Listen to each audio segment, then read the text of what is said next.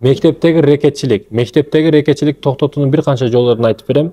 Азыр көп нерселер ушул мектептеги нерселерден башталып атат. Уруп койду, өлтүрүп койду дегендерге чейин барып атат да. Балдар арасындагы рекетчилик. Чоң бандиттер, рекеттер токтогондон кийин мектептеги рекеттер, бандиттер өтө катуу кетип атат. Булар токтотуу. Мисал үчүн, биринчиден переходный возраст дейт. Ата-энелер кенен коюп коет. 14, 15, 16 жаштагы балдарды кенен коюп коет. Көчөдө жүрө берсин, кечен жүрө берсин, сигарет чегип жүрө берсин, баардык нерсеге можно да мындайча айтканда. Переходный возраст. Не десе, переходный возраст качан түгөйт экен деп күтүп жүрөт. Ата-энелердин эң чоң жаңылыш ката пикири ошол переходный возраст. Переходный возраст деген нерсе жок. Переход возраст жок. Урулук возрасты бар. Бандиттик возрасты бар. Рекетчилик возрасты бар. Урулук өспүрүмдүгү бар. Өспүрүмдүк учур ушул. Эгерде сен ушул учурда кармап калбасаң балаңды, ушул учурда тарбия кылып калбасаң, өзүңө кенен шылтоо кылып алып ушуну өзүң апалык, өзүң аталык милдетти аткара албагандыгыңды переходный возраст деп жооп коюп, кенен жүрө берсин балам деп олтурушуң, албетте бул акмакчылык. Балаңды чөйрөсү кандай билип текшерип турушуң керек ар дайым. Хабиб Нурмагомедовдун атасы мага өтө күчтүү жагат бул киши. Хабиб жаш балалар көчөдө ойноп жүрсө, жаш балалар менен ойноп жүрсө, баласын чакырат экен дагы, балам, булар ким, досторуң ким? Досторум ушундай ойноп жүрөм. Булар спортсмен болобу чоңойсо? Жок, болбойт. Анда бери кел, мына чөйрөгө кел деп спортсмен чөйрөгө кирген да. Чөйрөсүн контролдогон. Акжол Махмудов айтат го. Мен Акжол болушуна себепчи бул атам деп айтат да. Неге десеңиз, Акжол эмне кылып жүрөт, ким менен жүрөт, каерде жүрөт, каерде отурат, бүт билет дейт да. Контролдомун ар дайым дейт. Ошондуктан мен Акжол Махмудов болушума ушу атам себепчи дейт. Кудайыма шүкүр. Сизчи бүгүн кандай? Ошо өзүнүн өспүрүм убагы азыр басылат да деп жөн коюп атасызбы? Эртең бандит болуп кетет. Эртең ушул теп менен кетсе барып көчөдө калган бирөө болуп чоңоет. Коомго пайдасы эмес, зыян тийген бала болуп чоңоет. Ошондой возраст дегенди токтотушуңуз керек, өзүңүзгө жол издебешиңиз керек. Анан тарбия маселесинде мисал үчүн балаңыз бизде кыргызда өзгөчө ушундай нерсе. Баласы бир ката кылып койсо, дароо жазанын эң оорунан баштайт да, келип эле шапарактат. Неге мындай кылдың деп. Келип эле урат, келип эле таяк сындырып урат. Жазанын эң оорунан баштайт да. Жазанын оору эң жаманы акыры да ал. Жакшатка бир камчы, балким балаңызга сөз эле керек. Балким бир эле сөз тийиштүү, сөз жетип калат балаңызга, түшүнүктүү балаңыз. Сиз келип ура бересиз, балаңызды жаштыгынан зомбулукка, мындайча айтканда урушка үйрөтүп чоңойтосуз өзүңүз. Бизе байкасаңыз өзгөчө кыргыздарда ушундай. Жазанын эң оорунан баштайт. Же урат, же сөгөт, ушундай да, баласын ургандар, сөккөндөр өтө көп. Бала не кылат? Бала үйдөгүнү барып мектепке көрсөтөт. Ошо мектепте уруш неге көйүп атат? Үйдөгү нерсени көрүп, үйдөгү нерсени алып, барып мектепке көрсөтүп берип атат. Мугалимде күнөө жок бул жерде. Мугалим билимдүү, мындайча айтканда мугалим билим бере турган нерсе. Тарбиялуу балдарга билим бериш мугалимдин иши. Тарбия кылыш ата-эненин иши. Мектептеги нерсеге келип, мектепке келип көрсөтөт ал үйдөгү нерсени бала. Ошондуктан бул жерде мугалимдин күнөө эле туура эмес. Мугалим андай, мугалим мындай деп бүгүн ар нерсени оодарып аткандар бар го. Жок, мугалимде күнөө жок. Кээ бир мугалимдер мен 30 жылдан бери директор болуп иштедим дейт. Мисал үчүнчү. Аны отурган орду кызыктуу эмес да көп адам. Эгер кызыктуу болсо провокация кылып бирдеге кылып айда берет ал жерден. Айтайын дегеним, мугалимдерге кыйын. Кыйын үстүнө кыйындатпаш керек. Ата-энелер туура көз карашта болушубуз керек. Переходный возраст жок, жазанын эң оорунан баштабаңыз, балким сөз менен жетет. Балам, сен андай кылбагын. Биз көп нерсени ката кылып бүткөндөн кийин эскертебиз да. Балам, андай кылбашың керек эле, бул ката кылдың. Жок, ошого чейин кылсак, но мисал үчүн кружка болсо, кружка түшүп кеткенге чейин, барып сындырып койгонго чейин, балам, мен ушул үстүгө кружканы коюп койдум, бул мага кымбат балу. Сынса мен сени урушмага туура келип калат балким. Ушул нерсеге жеткирбеген балам десеңиз, биринчи эскертсеңиз, качан келип баягыны ойноп сындырып койсо, анан келип башка чабып уруп, неге сындырдың менин кадырлуу нерсемди дейт да. Айтор, ошого чейин бир амалдарды кылдыкпы биз? Ошо сындырып койгонго чейин кружканы же фазаны. сындырып койгонго чейин токтотуу тыюуларды кылсак, андан кийин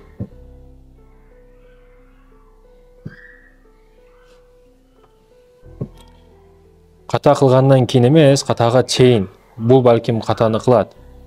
Сиз тажрыйбалуусуз, ошо каталарды кылып чоңойдуңуз, балам кылбагын деп ар бир учурда эскертишиңиз керек экен. Балаңызды ууру тамак кылбаңыз. Балаңыз бир нерсе көтөрүп келди, дароо айтыңыз, мындай деп, мындай деп. Биз эстейм, жолдон бир нерсе таап алып көтөрүп келгенбиз. Каяктан таптың? Ошоктон таптым. Бар, кайра ордуна алып барып, жайына коюп кел деген. Ошол нерсе өтө катуу сабак болгон да. Өтө күчтүү сабак болгон. Жолдо жатабы, ар жерде жатабы, бирөөнүн биринчи ээсин таап беришибиз керек. Ээсин таап беришибиз керек. Болсо коюшубуз керек ордуна. Андай нерсе кыла албайбыз, коюшубуз керек. Эсиз деп келет. Атабыз ошондой күчтүү тарбия берген. Бүгүн келе берет, баласы ар нерсе алып келе берет, апасы кызыгы деле жок, сүйүнүп ала берет баласынан. Күйөөсү бирдекелери көчөдөн таап келет, акчаны таап келет. Ал нерседен кызыгуу жок аял кишиде. Мурда сахабалардын аялдары атасы күйөөсүн жумушка күзөтүп жатып, балдарынын атасы биз ачкалыкка, кийим жоктукка чыдайбыз. Ошо моданын, ошо красотанын, салондун, машинанын кереги жок бизге. Бирок биз тозоктун отуна чыдай албайбыз. Биз ачкалыкка, кийим жоктукка чыдайбыз, бирок ачкалыкка, кийим жоктукка чыдасак дагы бул тозоктун отуна чыдай албайбыз. Бизге адалынан тамак таап келген, адалынан рызык таап келген, иштеп пешене тарбияны таап келген, урдап келбеген, жеп келбеген деп эскертип айтчу экен да. Бүгүн аялдарчы күйөөсү таап келип атат, баласы таап келип атат, айырмасы жок. Эптеп урдайсың, турлайсың айтор. Мен элден кем кылбашым керек деген маселе болот. Аялдардын ичинде ушундай жарыш болуп атат да, мындайча айтканда. Балаңыз ууру тамак кылбаңыз, урматтуу эже карындашым. Ошо көчөдөн бирдеке алып келип 12-13 жаштан эле башталат. Бир өрүк алып келип, бир шапка көтөрүп келип айтор, бул нерседе катуу туруңуз. Айтор кийин кеч болуп калышы мүмкүн. Бүгүн өзгөчө кичинекей мындай ошо бандит болуп кеткен, рекет болуп кеткен, ошо байкасаңыз кичине балдар да, үйдүн кичинекей балдары ушундай. Бул кичинекейим, эркем деп туруп кенен коюп коет да. Сен чоң боламсың, балам, сен чоңоюп калдың. Үкөлөрүңдү кара, сен чоңоюп калдың. Басылбайсың, сен чоң боламсың. Андай кылышың керек, чоң боласың, чоң балаңа басым жасайт дагы. Мындайча айтканда, коомдон чоң бала болууну табыш керек, кичинекей бала болду, эч ким болбош керек. Бир кенен максаты болбош керек, эрке болуп чоңоюш керек, ушундай. Эркелик астына жетип калышын билбейт да, түшүнбөйт. Кийин бүт тууган уруктардан мындайча айтканда бутунан тарта турган ушу кичинекей бала болушун билбейт да. Көп байкасаңыз ушундай кичинекей балдар көп учурда ушундай чыгат. Тентек болуп чыгат. Семьяны артка тарта турган болуп чыгат. Семьяда бирөө чыкса, алдыга тартып кетет күчтүү болуп. Бирөө тартат, ол жаман тартып кетет үй-бүлөнү. Сен чоң баламсың, басылбайсың, токтобойсуңбу деп үйдүн чоң баласына көп учурда кыйын болуп калат. Себеби өзүнүн кийинилери турат, алар үчүн да аракет кылыш керек. Өзү турат, өзү үчүн да аракет кылыш керек. Кичине эркем бул, эрке балам деп эркелетип, бош коюп жаштыгына жаман үйрөтөбүз бул нерсени.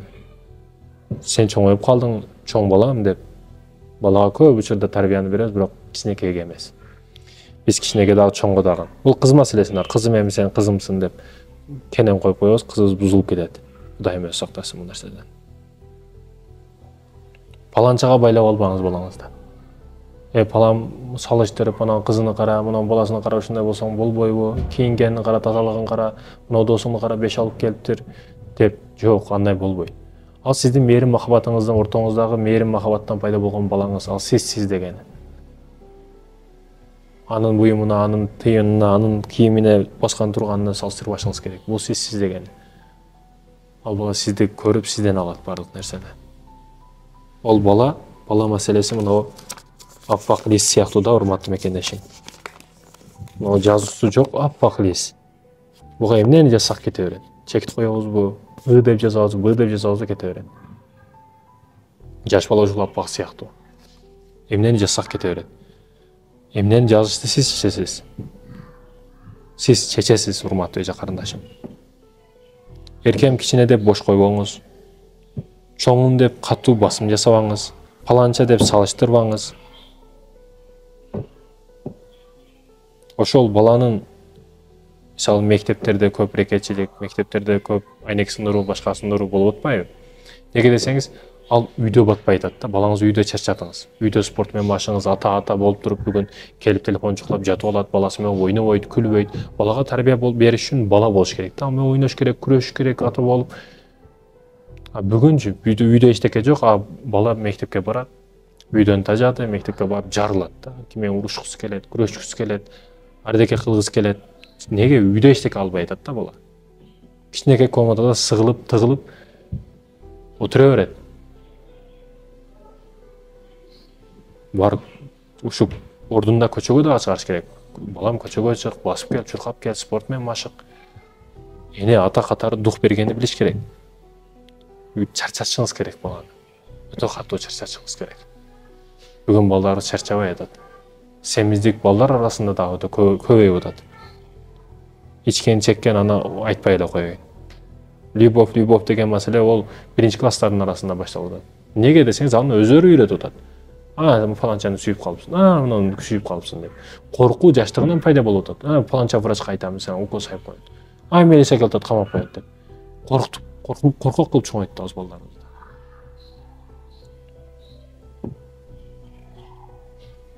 Урматтуу мекендештерим, бул сөздөрдү айтып карасанаган душман катары эмес, сүйүктүү мусулман бир тууган катары балдар менен иштешип, балдардын тарбиясын көрүп, мен дагы мугалиммен балдарга тарбия берип, алардын ой жүгүртөм да балдар тууралуу. Кыздар келип алып атасын кучактагандай кучактайт. Неге атасы бере албай атат да мээримди? Кызы менен сүйлөшпөй атат. Кенен сүйлөшсөң, баягы кыз менен өтө көп ойлор чыгат. Сүйлөшпөй атат аталары. Керегинен ашыкча мээрим дагы кээде туура эмес. Балаңыз талтак, былтык болуп чоңоет. Кийин басылбай калат. Бир апа ар дайым көп сырларын айтып, өлгөндөн кийин өлүгүнө балдары дагы келген эмес жаназасына. Ага чейин сообщениялар жазып келген, жакшы көрөм апа, андай алтыным апа деп балдары. Бирок өлгөндө өлүгү дагы бир башкача болуп калды да. Неге десеңиз, ал керегинен ашча мээрим берген да. Өзүн жан курман кылып, эмне болсо балдардын оозуна тыгып, кийим кечесин кем кылбай, баягы балдар ушул нерсе келе берсе, буну ата-энесинин мындайча айтканда шүгүрчүлүк катары, ата-энеси берип аткан бакыт катары эмес, мындай ата-эненин милдети катары карап калат дагы. Бала мунун нерсенин кадырына жетпей калат экен да. Кээде сиз берип жаткан нерселер ашча болуп калбасын. Колунда өтө кымбат баалуу телефондор, айфондор, сиз подарка кылып жаткан ар кандай кымбат баалуу белектер, машиналар ашча кылбай да балдарыңызга. Керегинен ашча мээрим берип коюп, балтак тылтак кылып койбоңуз балаңызды. Кийин кеч болуп калбасын. Урматтуу мекендештерим, мусулман бир туугандарым. Албетте бала психологиясы кыйын маселе. Сөздөрүмдө кемчилик бар, өзүмдө кемчилик бар, кемчиликтүү адамбыз. Бирок бул нерсени айтуу менен мен өзүмдү акылдуу сезбейм. Билген нерселерди айтканга аракет кылдык. Ассаламу алейкум ва рахматуллахи ва баракатух.